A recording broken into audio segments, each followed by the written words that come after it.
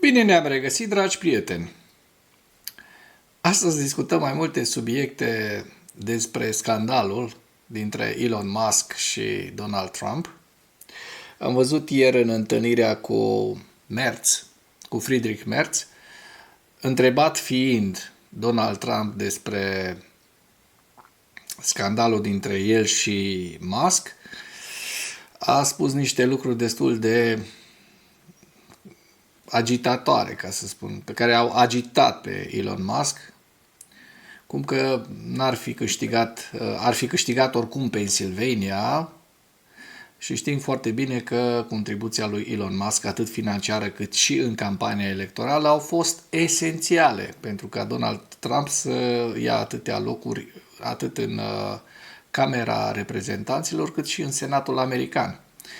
Acum, Donald Trump i-a dat un șut în fund, așa cum anticipam, și este un scandal mare, dar discutăm despre aceste lucruri pentru că unul dintre subiectele analizei noastre de astăzi, în ziua 1199 a războiului din Ucraina, este faptul că Musk susține că numele lui Trump se află în dosarele Epstein legate de traficul sexual. Celelalte subiecte sunt: Trump este indignat de atacurile Ucrainei asupra Rusiei. Casa Albă discută despre încetarea sprijinului pentru Kiev, care ar fi un lucru foarte, foarte grav. Pe de altă parte, după ce a fost lansată acțiunea Spiderweb, Trump spune că îl înțelege pe Putin pentru că a suferit o lovitură grea. Același Trump a spus zilele trecute că, sau chiar ieri, că apreciază foarte mult lovitura ucraineană. A comparat Ucraina cu un chihuahua care produce daune mari unui câine de talie mare și a spus că este strong and cool, nu? Ceva de genul ăsta a spus, puternic și foarte mișto. Lovitura, operațiunea Spiderweb. Acum spune că, de fapt, nici nu mai știi ce să mai crezi când îl auzi pe Donald Krasnov Trump vorbind. Vorbim despre faptul că Ucraina a atacat baza de rachete rusească din regiunea Briansk cu rachete ATACMS sau cu rachete HIMARS, pentru că ambele modele sunt în raza de acțiune a acestor rachete. Dacă luăm baza ucraineană de la Cernigău, sunt vreo 200-250 de kilometri, așa că depinde din ce parte a fost lansate aceste atacuri. Ori cu ATACMS, ori cu HIMARS vom vedea cum au reușit ucrainenii să distrugă niște lansatoare foarte prețioase pentru ruși, lansatoarele Iskander. Discutăm de asemenea despre ce spune NATO, cum spune NATO că lumea învață din exemplul Ucrainei, evaluând distrugerea aviației strategice rusești de către dronele ucrainene. Elon Musk susține că numele lui Trump se află în dosarele Epstein legate de traficul sexual. Într-o dispută izbucnită ieri, 5 iunie, între președintele american Donald Trump și miliardarul Elon Musk, acesta din urmă a declarat că numele liderului american se află în dosarele Epstein. Epstein a fost acuzat de pedofilie și organizarea prostituției. Vedem aici Musk pe rețelele de socializare, care spune că e timpul să aruncăm adevărata bombă. Trump se află în dosarele Epstein. Iată de ce acestea nu sunt de fapt publicate. O zi bună. Eu am o întrebare. Elon Musk știa despre aceste lucruri, despre modul în care Trump face politică și modul în care Donald Krasnov Trump se comportă și mă întreb de ce acum? De ce s-a asociat cu un astfel de individ? Oare o fi și el din aceeași tagmă? Doar o întrebare, zic eu, legitimă. Ia să vedem. Da, aici acest time to drop the reality big bomb. și l-a și tăguit pe Real Donald Trump. Is the Epstein Files. Is in the Epstein Files. That is the real reason they have not been made public. Parcă-l și văd. Have a nice day, DJT, Donald Jr. Trump. Jeffrey Epstein, care urma să fie judecat pentru trafic sexual, s-a sinucis oficial în celula sa dintr-o închisoare din New York în august 2019. El a fost acuzat că a condus o rețea la scară largă de fete minore care furnizau servicii sexuale. Finanțistul în vârstă de 66 de ani avea mulți prieteni și cunoștințe influente. Printre aceștia s-au numărat Donald Trump, fostul președinte american Bill Clinton, prințul britanic Andrew și alții asemenea. Deci o lume putredă politic. Trump este indignat de atacurile Ucrainei asupra Rusiei. Casa Albă discută despre încetarea sprijinului pentru Kiev. No, dar ce baia ai, mă? Amuză-să-și că îl apreciez pe Chihuahua cum mușcă și produce daune mari, produce pagube mari câinelui mare, ar zice eu, ursului rusesc și acum, după ce ai lăudat și ai făcut că acțiunea Spiderweb, pânză de păianjen, a fost strong and cool, acum nu vrei să le mai dai ajutoare. Nu se face. Adică îți declară admirația într-o zi și apoi zici, stai mă că eu prea am mușcat Chihuahua pe ăștia. Donald Krasnov Trump este indignat de decizia Ucrainei de a ataca aerodromurile strategice rusești. Atacul a stârnit furie la Casa Albă și a declanșat o nouă rundă de dezbateri despre continuarea sprijinului acordat Kievului.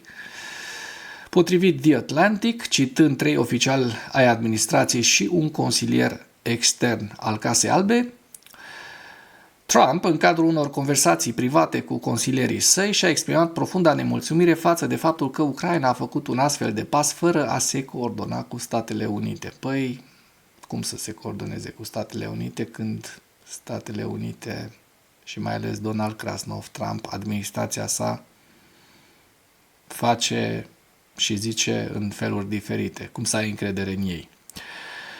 Atacul ucrainean a declanșat un nou val de discuții despre oportunitatea acordării unui ajutor militar și financiar suplimentar Kievului, au declarat surse. Nemulțumirea personală a lui Trump față de Zelensky s-a intensificat din nou, numindu-l un instigator despre care crede că ar putea împinge lumea spre un al treilea război mondial. Donald Krasnov Trump revine la retorica Kremlinului, devine ori un idiot util al Kremlinului, ori un agent de influență. Din astea două, ori este ticălos, ori este un prost. Una dintre ele. Zelensky nu l-a avertizat pe președintele SUA că va ataca profund forțele strategice ale Rusiei. Dacă e agent de influență rus, să-l anunțe din timp să se pregătească. Nu? Sau ceva de genul. Trebuia să-l anunțe pe Trump, pe Krasnov. Ceea ce ar duce la o escaladare rapidă a conflictului cu o zi înainte de întâlnirea din Turcia, a declarat fostul strateg al lui Trump, Steve Bannon. Trump a reiterat în privat punctul de vedere al dreptei săptămâna aceasta, criticându-l pe Zelensky pentru că se presupune că s-a expus publicului după atacul cu drone. Un consilier a spus că Trump a fost impresionat de îndrăzneala atacurilor, dar consideră că Zelensky ar trebui să se concentreze pe discuțiile Ucraina-Rusia de la Istanbul. După operațiunea Spiderweb, Trump spune că îl înțelege pe Putin pentru că a suferit o lovitură grea. Cumva, Donald Krasnov Trump vrea să legitimeze ceea ce urmează să facă Rusia în Ucraina. Cam asta, cam așa sună. Așa îmi sună mie. Vouă, cum vă sună treaba asta? Președintele Donald Krasnov Trump a declarat încă o dată că invazia completă a Ucrainei de către Rusia nu ar fi avut loc dacă ar fi câștigat alegerile din 2020, comentând ultimele acțiuni ale lui Vladimir Putin. Deci Krasnov a rămas ancorat încă în alegerile din 2020. Mineriada de la Capitoliu, pentru care justiția americană nu a reușit să-l bage la pușcărie, așa cum trebuia. Da, și a ajuns președintele Americii. Trump, în timpul unei conversații cu jurnaliștii de la Casa Albă, relatează adevărul european. Întrebat cum a evaluat Trump acțiunile șefului de la Kremlin după apelul telefonic care a avut loc cu o zi înainte, el a spus că Putin a fost lovit. Și-a dat singur pumni, așa că înțeleg asta, dar a primit o lovitură puternică și nu cred că se joacă, a adăugat Trump. Potrivit președintelui SUA, Putin vrea să preia controlul asupra întregii Ucrainei, iar acest lucru nu s-ar fi întâmplat niciodată dacă aș fi președinte în 2020, dacă aș fi fost președinte în 2020. Dar vom vedea imediat cât a reușit Rusia să ocupe 0,4% în 2024, 0,4% din teritoriul ucrainean și până acum 0,2% din teritoriul ucrainean, cu niște pierderi foarte mari. Deci Putin vrea multe, rușii vor multe, dar pot puține. Hai să fim serioși. Și vom vedea, discutăm despre asta imediat. Iată o veste foarte bună. Ucraina atacă baza de rachete rusească din regiunea Briansk și deteriorează lansatoarele Iskander.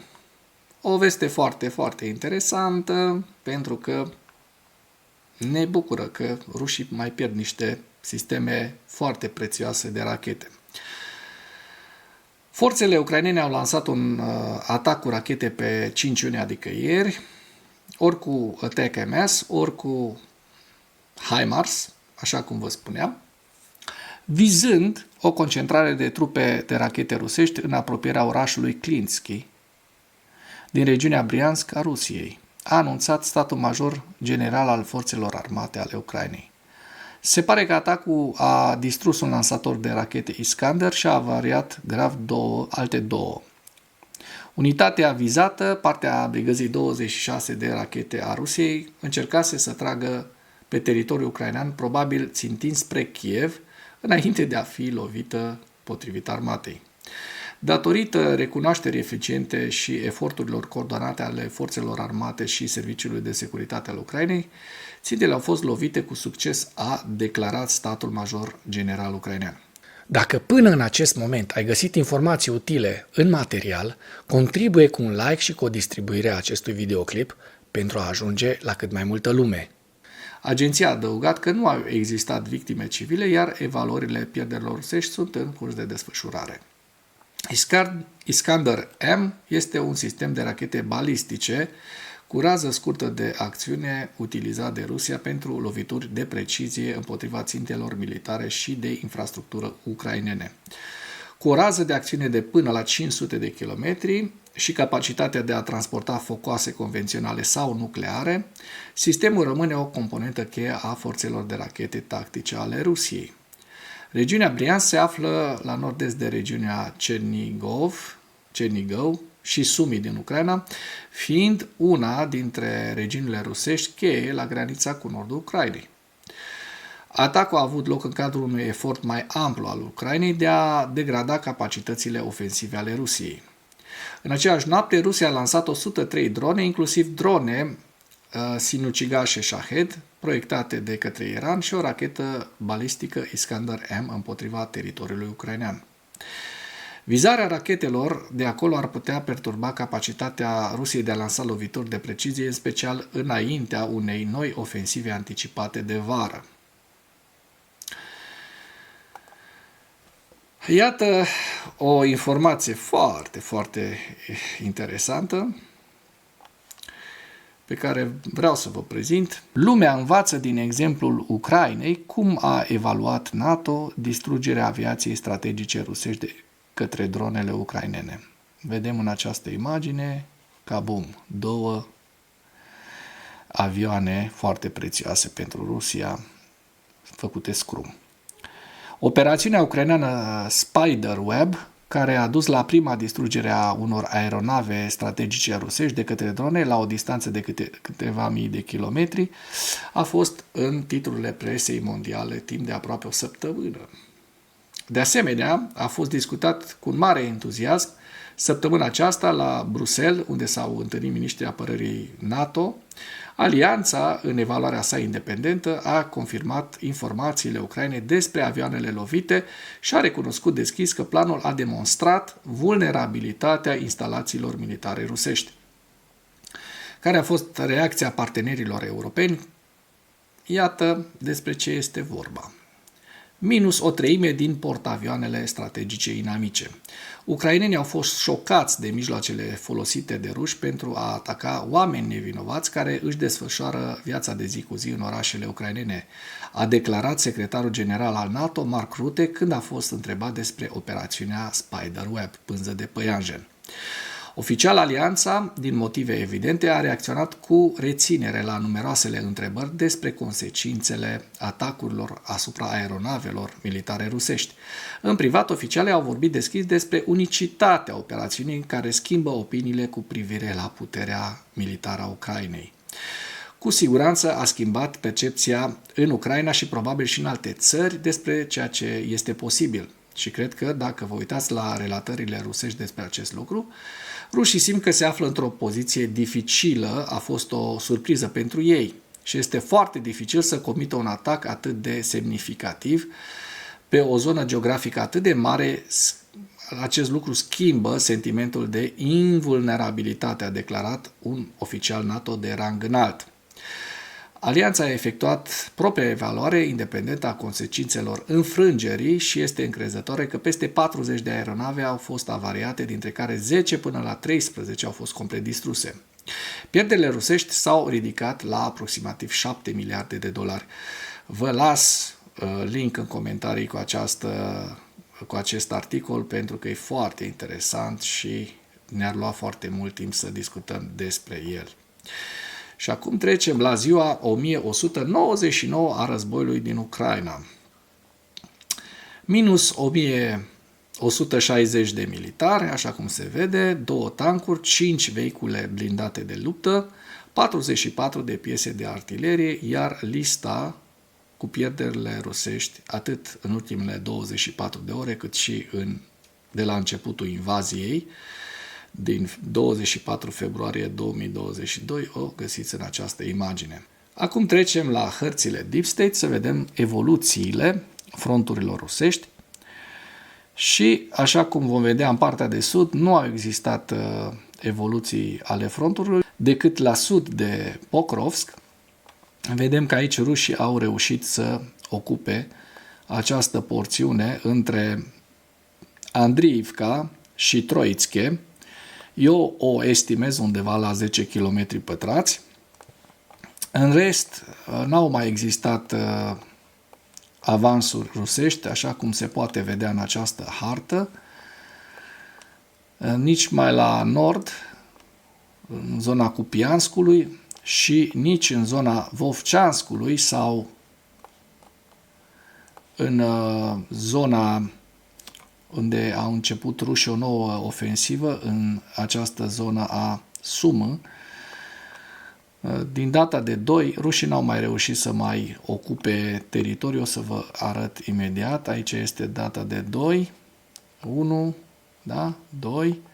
În data de 3 au reușit să ocupe o suprafață destul de mare, dar în 4, așa cum se vede, frontul în momentul de față este destul de static. Și asta este o veste bună, înseamnă că ofensiva rusească a fost oprită temporar și sperăm noi cât mai mult timp. Cum trecem la evaluarea campaniei ofensive rusești în viziunea analiștilor Institutului pentru Studiul Războiului la data de 5 iunie, cu principalele știri, se pare că forțele ruse au o medie de 1140 de victime pe zi și pierderi disproporționat de mari de personal în schimbul unor câștiguri teritoriale marginale și anevoioase. Agenția de știri Army-Inform a Ministerului Apărării ucrainean a relatat ieri, pe 5 iunie, că un oficial NATO anonim a declarat că forțele ruse au o rată medie a pierderilor de 1140 de persoane pe zi, dintre care aproape 975 sunt uciși în acțiune. Vă dați seama? un număr mult mai mare de morți decât raportul standard de 1 la 3 răniți în acțiune, așa cum se obișnuiește, cum se întâmplă de obicei. Oficialul NATO a menționat că forțele ruse au suferit aproximativ 160.000 de victime din ianuarie până în aprilie 2025 și că pierderile rusești rămân mari în ciuda unei ușoare scăderi din 2025 datorită unei încetiniri a ritmului ostilităților. Comandantul șef al Ucrainei, generalul Oleksandr Syrskyi, a raportat la data de 13 mai că forțele ruse au suferit aproximativ 177.000 de pierderi de la 1 ianuarie 2025, o rată medie zilnică a pierderilor de 1351 de militari. Această rată zilnică a pierderilor este mai mică decât rata medie record de 1523 de pierderi pe care forțele ruse le-ar fi suferit în noiembrie 2024, dar forțele ruse încă cheltuiesc cantități mari de personal, disproporționate față de câștigurile lor teritoriale marginale.